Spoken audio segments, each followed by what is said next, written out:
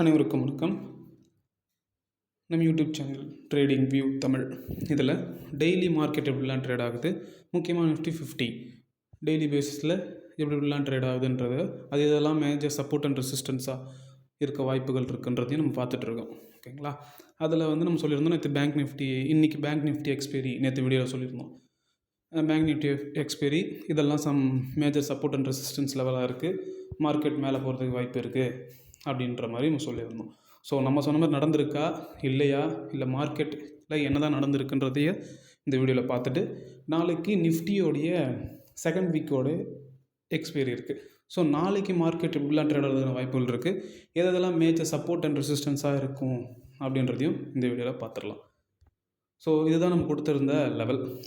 First ரெசிஸ்டன்ஸாக முந்தானத்து வந்த டே ஹையை கொடுத்துருந்தேன். Market அதுக்கு மேலே போச்சுன்னா 24,500 600ன்னு போகிறதுக்கான வாய்ப்புகள் இருக்குது. சப்போஸ் கீழே பிரேக் ஆகுது அப்படின்னா ஃபஸ்ட்டு சப்போர்ட்டாக 24,250, அதுக்கும் கீழே மார்க்கெட் வருது அப்படின்னா 24,200, அதுக்கும் மார்க்கெட் கீழே வருது அப்படின்னா 24,150. இமீடியட் சப்போர்ட்டாக இருக்குது மார்க்கெட். ஸோ விழுந்தாலும் பெருசாக விழாது அப்படின்னு நம்ம சொல்லியிருந்தோம். ஸோ எக்ஸாக்டாக பார்த்திங்கன்னா மார்க்கெட் நம்மளுடைய ரெசிஸ்டன்ஸ்க்கு மேலே ஓப்பன் ஆகிட்டு, ஒரு நிமிஷம் இருங்க, நம்மளுடைய ரெசிஸ்டன்ஸ் மேலே ஓப்பன் ஆகிட்டு அங்கேருந்து மார்க்கெட்டால் சஸ்டெயின் பண்ண முடியாமல் சடனாக ஃபால். ஓகேங்களா? உங்களுக்கு நான் சொல்லுவேன் அடிக்கடி, மார்க்கெட் ஏறும்போது பொறுமையாக ஏறும், இறங்கும் போது சடனாக ஃபால் ஆகும் அப்படின்னு நான் எல்லா வீடியோலையுமே நான் சொல்லிகிட்ருக்கேன். ஸோ ரெகுலராக பார்க்குறவங்களுக்கு அது தெரியும். ஸோ ஒரு 1 வீக்காக ஏறின மார்க்கெட் இன்றைக்கி ஒரு நாளில், அதுவும் வித்தின் ஒரு 2 ஹவர்ஸ், 2 ஹவர்ஸில் மார்க்கெட்டை கீழே கொண்டு வந்துட்டாங்க. அதுதான் பியர்ஸ்க்கான பவர்.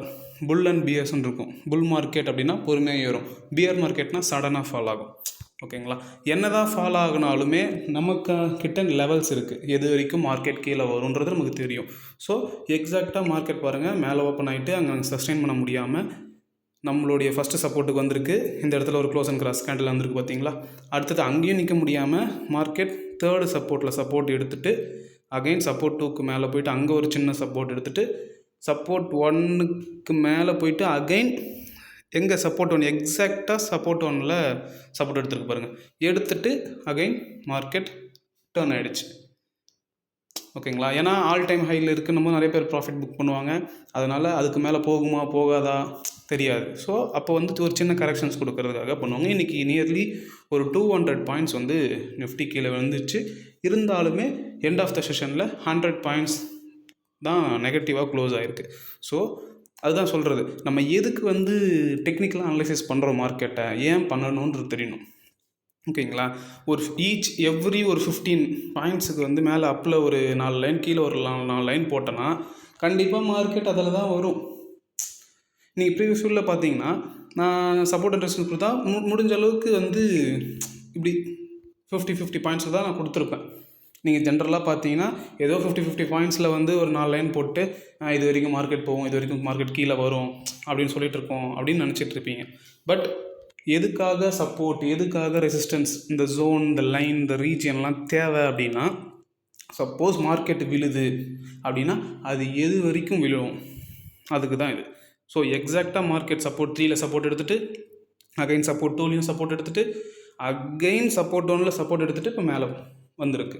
ஓகேங்களா? ஒரு 100 பாயிண்ட் நெகட்டிவாக க்ளோஸ் ஆகிருக்கு. ஸோ இதுதான் டெக்னிக்கல் அனலைசிஸ். ஓகே, நாளைக்கு நிஃப்டியோடைய எக்ஸ்பைரி இருக்குது.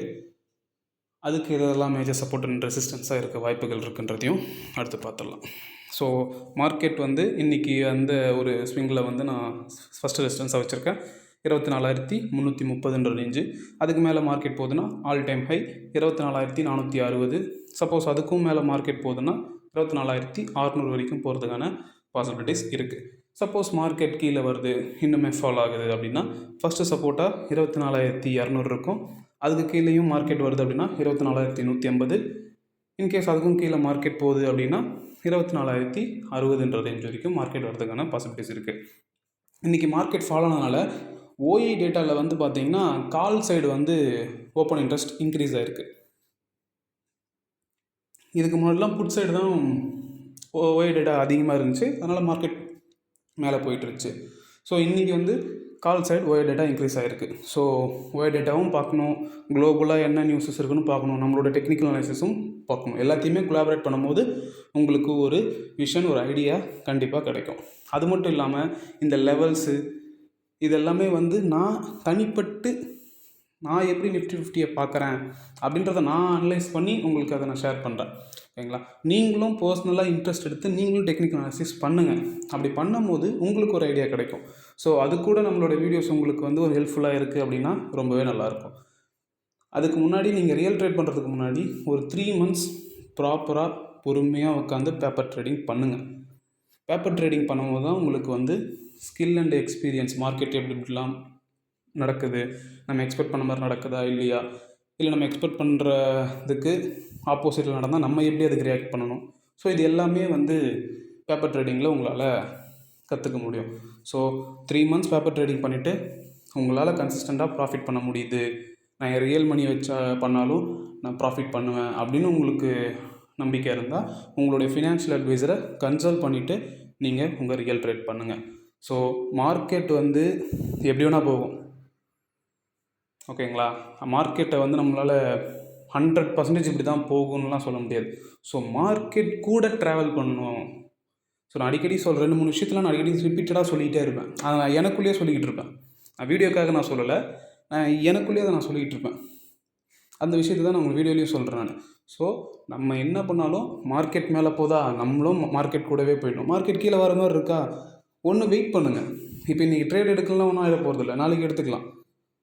ஓகேங்களா? ஃபார் எக்ஸாம்பிள் பார்த்தீங்கன்னா இப்போ மண்டே எடுத்துக்கோங்களேன்.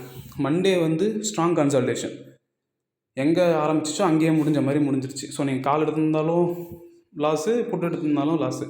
அடுத்தது டியூஸ்டே பார்த்தீங்கன்னா நேற்று ஒரு 100 points அப்பு. ஸோ இந்த இடத்துல உங்களுக்கு நான் நோட் பண்ணி காட்டுறேன் பாருங்கள். இதுதான் மண்டே ஸ்ட்ராங் கன்சல்டேஷன். அடுத்த நாள் வந்து இது இல்லை, ஒரு நிமிஷம். இது மண்டே ஸ்ட்ராங் கன்சல்டேஷன் ஆச்சுங்களா. அப்புறம் நேற்று ஒரு 100 points வந்து ஏறிடுச்சு. ஸோ நெக்ஸ்ட்டு அடுத்த நாள் இன்றைக்கி வந்து பார்த்திங்கன்னா கீழே வர மாதிரி வந்துட்டு இப்போ மறுபடியும் ரெக்கவர் பண்ணிட்டாங்க. ஓகேங்களா? மார்க்கெட் இந்த மாதிரி ups and down, sideways அந்த மாதிரி போயிட்டே இருக்கும். ஸோ எல்லா நாளுமே நம்ம எக்ஸ்பெக்ட் பண்ண மாதிரி நடக்கணும்னு எந்த ஒரு அவசியமும் இல்லை. அந்த மாதிரியான ஒரு மைண்ட் செட் வச்சுக்காதீங்க. ஸோ எந்த மாதிரிலாம் மைண்ட் செட் வச்சுக்கணும், நம்ம எப்படிலாம் ட்ரேட் பண்ணணும், சைக்காலஜி என்ன அப்படின்னு சொல்லிட்டு நம்ம சேனல்லே ஒரு வீடியோ போட்டிருக்கேன். ஒரு 20 minutes வீடியோ. நான் அதை 10 to 15 minutes தான் முடிக்கணும்னு பார்த்தேன். பட் இருந்தாலும் அது 20 minutes எடுத்துக்கிச்சு. ஸோ அந்த வீடியோலாம் நீங்கள் ஃப்ரீயாக இருக்கும்போது போய் பாருங்கள். ஏன்னா ட்ரேட் எப்போனா பண்ணலாம். நீங்கள் அமௌண்ட் சேர்த்து வச்சுக்கிட்டு நாலேஜ் கெயின் பண்ணிவிட்டு இன்றைக்கி தான் பண்ணணும்னு இல்லை. பண்ணிங்கன்னா இன்னும் 2 வருஷம் கழித்து இதே ஷேர் மார்க்கெட் இருக்கும், இதே நிஃப்டி 50 இருக்கும். ஓகேங்களா? இன்றைக்கே பண்ணி ஆகணும், நான் இன்றைக்கி முடிவு பண்ணிட்டேன்னா நான் இன்றைக்கி ஒரு ட்ரேட் எடுத்தாகணும், நாளைக்கு ஒரு ட்ரேட் எடுத்தாகணும் அப்படின்லாம் இருக்காதீங்க. ஓகேங்களா? ஸோ கேர்ஃபுல்லாக ட்ரேட் பண்ணுங்கள். மார்க்கெட் கூட ட்ராவல் பண்ண கற்றுக்கோங்க. மார்க்கெட் ஏறுச்சுன்னா பொறுமையாக தான் ஏறும், இறங்குச்சுன்னா சடனாக ஃபாலோ ஆகும். அதுக்கான கிரேட் எக்ஸாம்பிள் இது தான். உங்களுக்கு பார்த்திங்கன்னா லாஸ்ட்டு ஒரு 1 week செஷன் ஃபுல்லாக இங்கேருந்து இங்கே ஏறுறதுக்கு எடுத்துக்கிட்ட டைம் வந்து இன்றைக்கி ஒரு நாளில் அப்படி முடிச்சிட்டாங்க பாருங்கள். அதுதான் டவுன் ட்ரெண்ட் ஆனுக்காக மார்க்கெட் கீழே விழுதுன்னா சடனாக விழுந்துடும். நம்மளால் எக்ஸ்பெக்ட் பண்ணவே முடியாது. நீங்கள் அடுத்த உங்கள் பிளானை மாற்றி சரி கீழே விழுது நம்ம ஒரு புட் ஆப்ஷன் எடுக்கலாம், நீங்கள் நினைக்கிறதுக்குள்ளே மார்க்கெட்டை வேறு எங்கேயோ கீழே போயிடும். ஓகேங்களா? அதனால் சேஃபாக ட்ரேட் பண்ணுங்கள், கற்றுக்கிட்டு ட்ரேட் பண்ணுங்கள். சும்மா 4 வீடியோ பார்த்துட்டு தயவுசெய்து ட்ரேட் பண்ணாதீங்க. நீங்கள் கஷ்டப்பட்டு ஏர்ன் பண்ண காசை ஷேர் மார்க்கெட்டில் வந்து தொலைச்சிடாதீங்க.